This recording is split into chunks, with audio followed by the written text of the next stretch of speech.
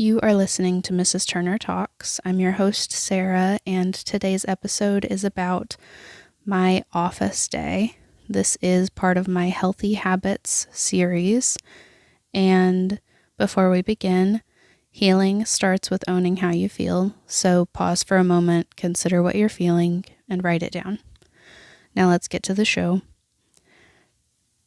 This is arguably the most important day in my week.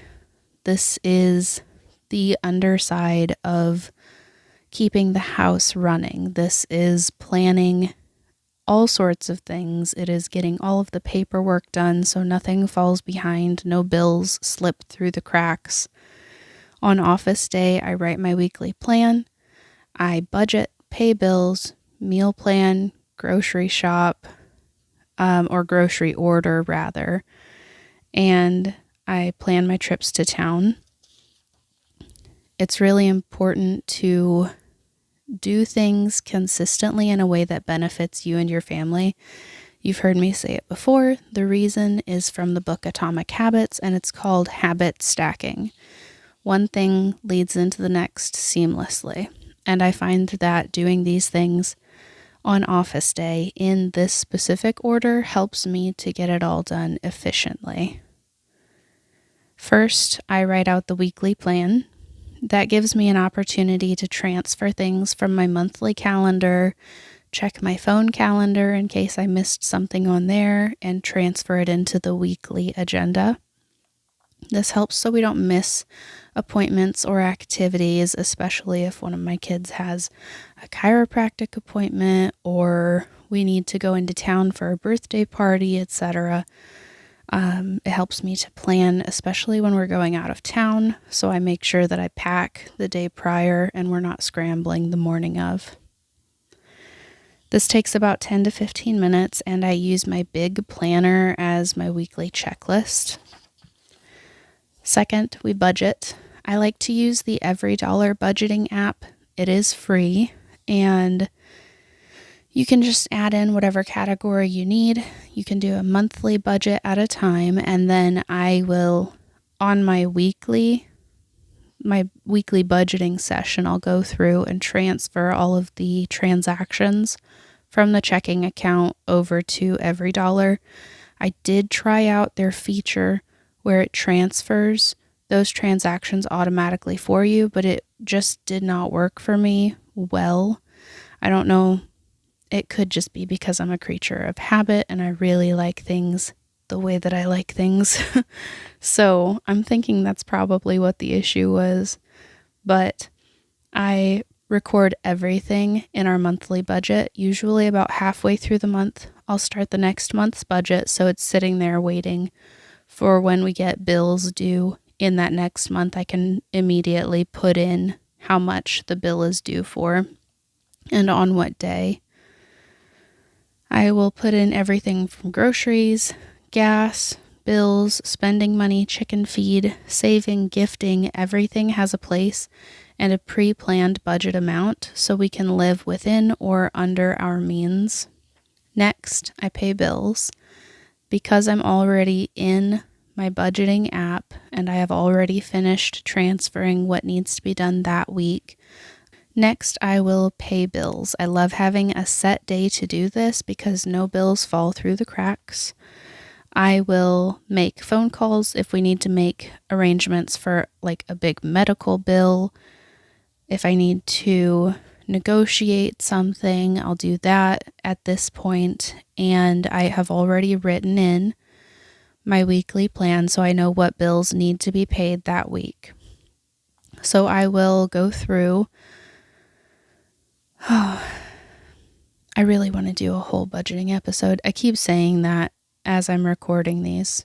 I just really love consistent finances. It's one of my favorite things about running the home. So every week I have our bills set up to where the total amount that we need for the month is transferred 1 quarter at a time because we have a weekly pay schedule. So the quarter that we need has been transferred into savings. That way we have all of the money where we need it when our mortgage comes out or when the electric bill comes out, whatever bigger ones we've got going, the money is set aside waiting for that.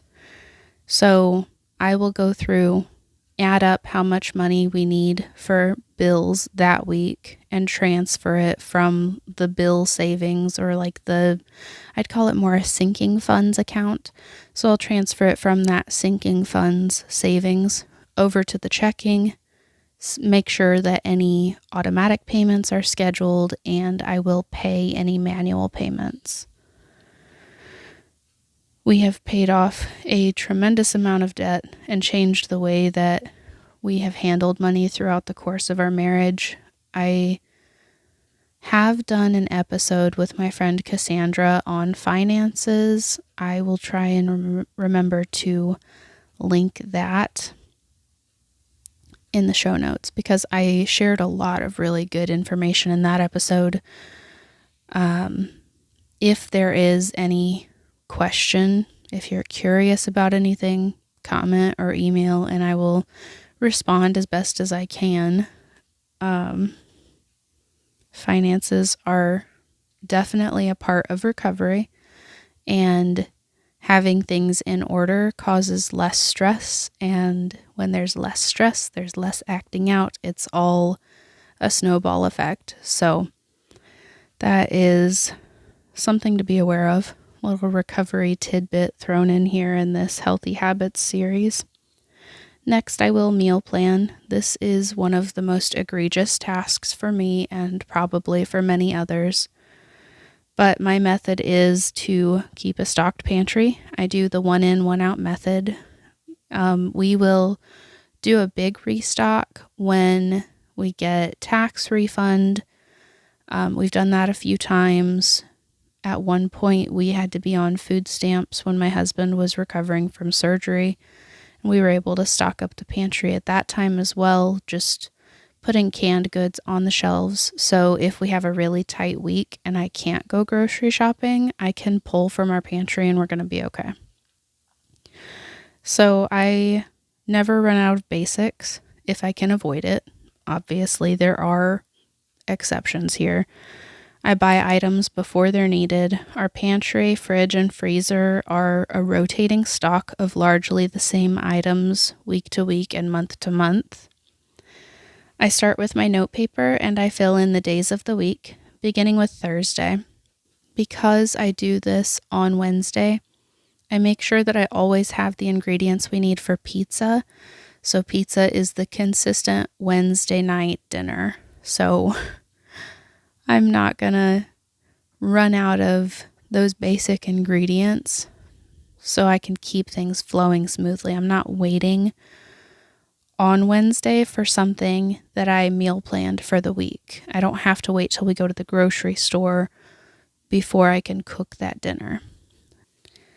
We keep a back stock of meat in the freezer, and that is really helpful. It's expensive as an investment to start up, but as you work through your groceries throughout the month, you find it's less expensive overall. So we will buy a pig or a quarter or a half a cow. My in-laws are also very gracious and gift us meat regularly.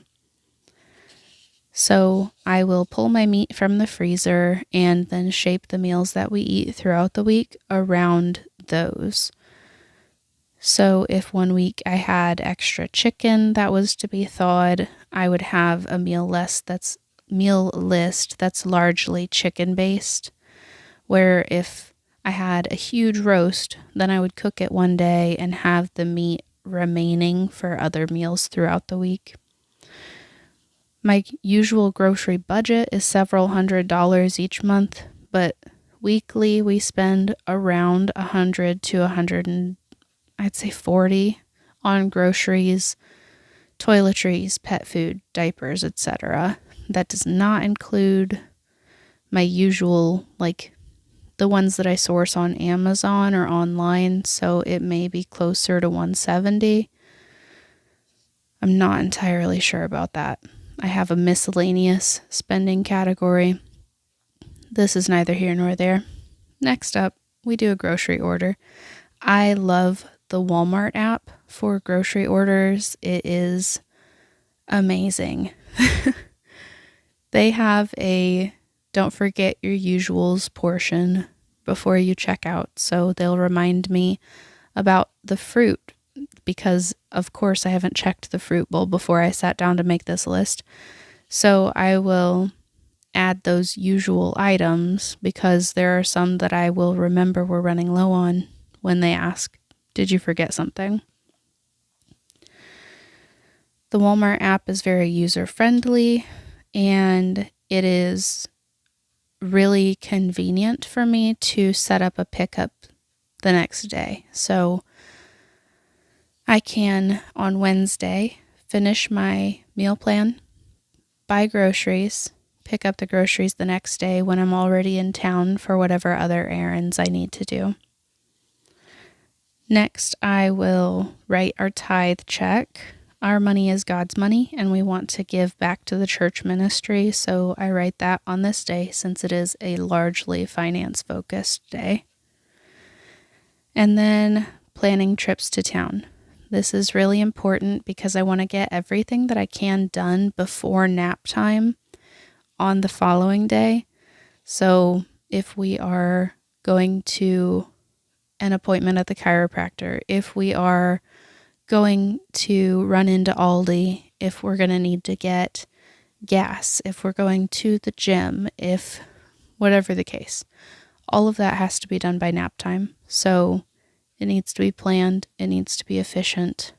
I have 3 kids who still take naps. So efficiency is the name of the game. We do all of these errands first thing as soon as we can get out of the house the next day and just make sure that we have everything in order ahead of time. I've got my bags for the grocery pickup because I don't get bags every time.